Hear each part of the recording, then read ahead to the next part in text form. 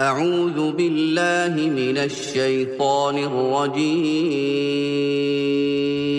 पनाह मांगता हूं मैं अल्लाह की शैतान मरदूत से। بسم الله الرحمن الرحيم शुरू अल्लाह के नाम से जो बड़ा मेहरबान निहायत रहम वाला है। بسم الله الرحمن الرحيم يا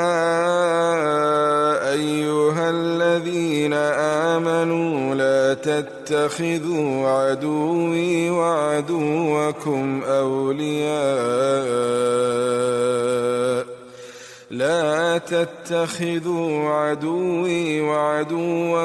أولياء تلقون إليهم بالمودة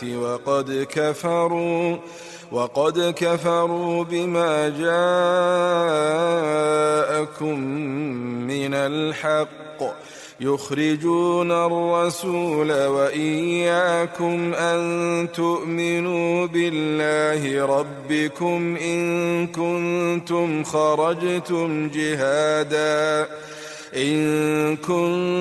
خرجتم جهادا في سبيلي وابتغاء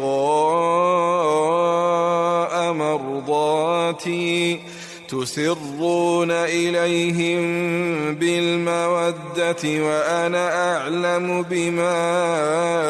أخفيتم وما أعلنتم ومن يفعله منكم فقد ضل سواء السبيل إن يثقفوكم يكونوا لكم أعداء ويبسطوا إليكم أيديهم وألسنتهم بالسوء وودوا لو تكفرون لن تنفعكم أرحامكم ولا أولادكم يوم القيامة يفصل بينكم والله بما تعملون بصير।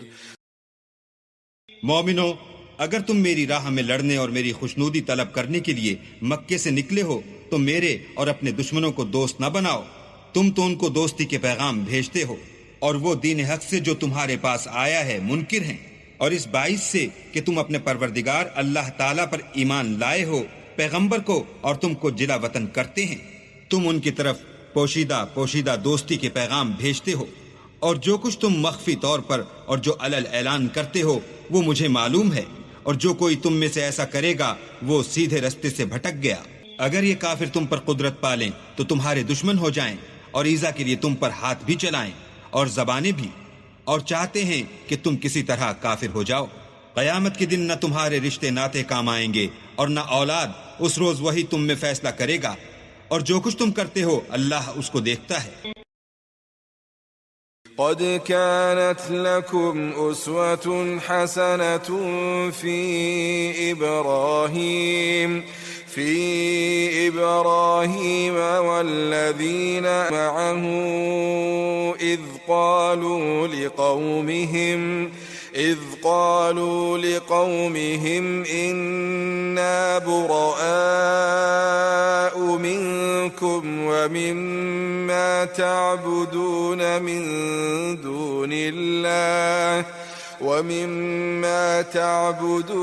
من دون الله كفرنا بكم وبدا بيننا وبينكم العداوة والبغضاء أبدا حتى تؤمنوا بالله وحده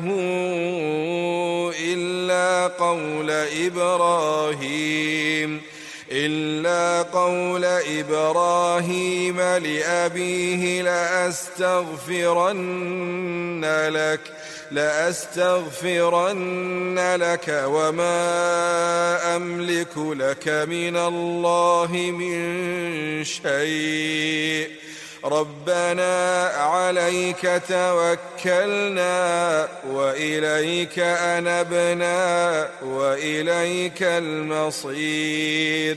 ربنا لا تجعلنا فتنة للذين كفروا واغفر لنا ربنا إنك أنت العزيز الحكيم لقد كان لكم فيهم أسوة حسنة لمن كان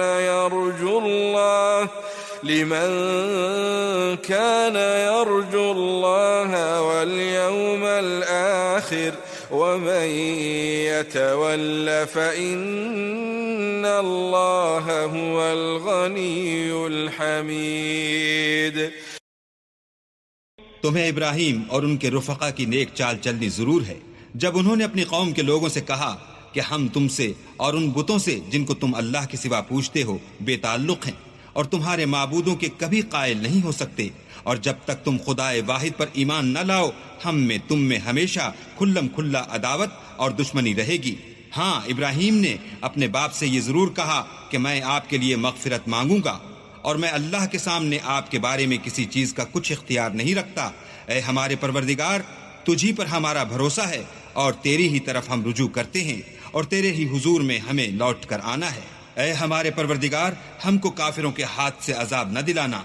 और ऐ परवरदिगार हमारे, हमें माफ फरमा, बेशक तू गालिब हिकमत वाला है। तुम मुसलमानों को, यानी जो कोई अल्लाह के सामने जाने और रोज़े आखिरत के आने की उम्मीद रखता हो, उसे उन लोगों की नेक चाल चलनी जरूर है, और जो रूगर्दानी करे तो अल्लाह भी बेपरवाह और सजावार हम्द व सना है। असल्लाहु अन यजअल बैनकुम व बैन अल्लज़ीन आदैतुम मिनहुम मवद्दा वल्लाहु क़दीर वल्लाहु गफूरुर रहीम। لا ينهاكم الله عن الذين لم يقاتلوكم في الدين ولم يخرجوكم من دياركم أن تبروهم وتقسطوا إليهم إن الله يحب المقسطين إنما ينهاكم الله عن الذين قاتلوكم في الدين وأخرجوكم من دياركم وظاهروا على إخراجكم أن تولوهم ومن يتولهم فأولئك هم الظالمون। अजब नहीं कि अल्लाह तुम में और उन लोगों में जिनसे तुम दुश्मनी रखते हो दोस्ती पैदा कर दे, और अल्लाह कादिर है और अल्लाह बख्शने वाला मेहरबान है। जिन लोगों ने तुमसे दीन के बारे में जंग नहीं की और न तुमको तुम्हारे घरों से निकाला, उनके साथ भलाई और इंसाफ का सलूक करने से अल्लाह तुमको मना नहीं करता। अल्लाह तो इंसाफ करने वालों को दोस्त रखता है। अल्लाह उन्हीं लोगों के साथ तुमको दोस्ती करने से मना करता है जिन्होंने तुमसे दीन के बारे में लड़ाई की और तुमको तुम्हारे घरों से निकाला और तुम्हारे निकालने में औरों की मदद की। तो जो लोग ऐसों से दोस्ती करेंगे वही जालिम हैं। या अय्युहल्लज़ीना आमनू इज़ा जाअकुमुल मुमिनातु मुहाजिरात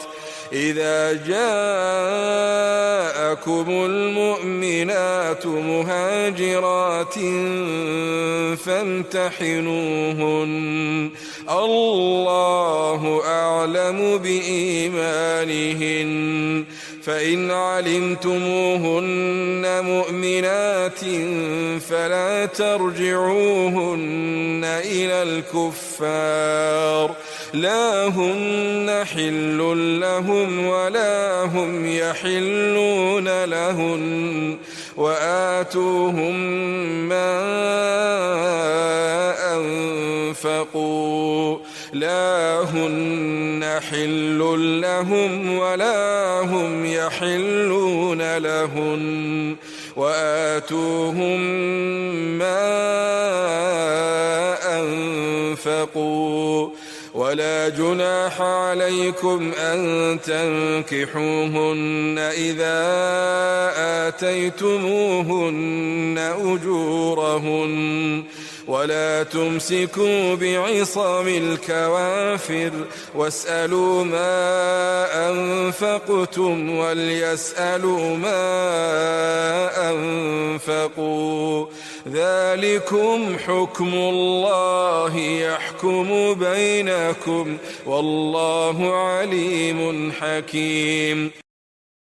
मोमिनो, जब तुम्हारे पास मोमिन औरतें वतन छोड़कर आएं तो उनकी आजमाइश कर लो और अल्लाह तो उनके ईमान को खूब जानता है। सो अगर तुमको मालूम हो कि मोमिन हैं तो उनको कुफ्फार के पास वापस न भेजो कि ना ये उनको हलाल हैं और ना वो उनको जायज़, और जो कुछ उन्होंने उन पर खर्च किया हो वो उनको दे दो, और तुम पर कुछ गुनाह नहीं कि उन औरतों को महर देकर उनसे निकाह कर लो, और काफिर औरतों की नामूस को कब्जे में न रखो, यानी कुफ्फार को वापस दे दो, और जो कुछ तुमने उन पर खर्च किया हो तुम उनसे तलब कर लो, और जो कुछ उन्होंने अपनी औरतों पर खर्च किया हो वो तुमसे तलब कर लें। यह अल्लाह का हुक्म है जो तुम में फैसला किए देता है, और अल्लाह जानने वाला हिकमत वाला है। وإن فاتكم شيء من أزواجكم إلى الكفار فعاقبتم فآتوا الذين ذهبت أزواجهم مثل ما أنفقوا واتقوا الله الذي أنتم به مؤمنون يا أيها النبي إذا جاءك المؤمنات يبايعنك على ألا يشركن بالله شيئا ولا يسرقن ولا يزنين ولا يقتلن أولادهن ولا يأتين ببهتان يفترينه بين أيديهن وأرجلهن ولا يعصينك في معروف فبايعهن واستغفر لهن الله إن الله غفور رحيم يا أيها الذين آمنوا لا تتولوا قوما غضب الله عليهم قد يئسوا من الآخرة كما يئس الكفار من أصحاب القبور। और अगर तुम्हारी औरतों में से कोई औरत तुम्हारे हाथ से निकलकर काफिरों के पास चली जाए और उसका महर वसूल ना हुआ हो, फिर तुम उनसे जंग करो और उनसे तुमको गनीमत हाथ लगे, तो जिनकी औरतें चली गई हैं उनको उस माल में से इतना दे दो जितना उन्होंने खर्च किया था, और अल्लाह से जिस पर तुम ईमान लाए हो डरो।